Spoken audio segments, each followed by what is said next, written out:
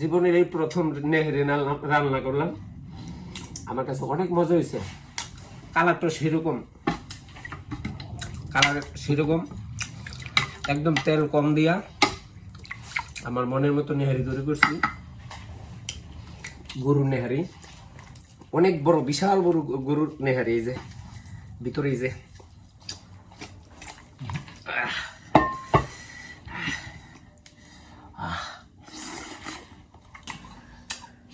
খুব টেস্টি হয়েছে।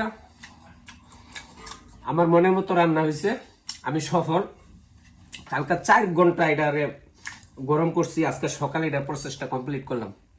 খুবই স্বাদ হয়েছে, সুস্বাদু, আলহামদুলিল্লাহ।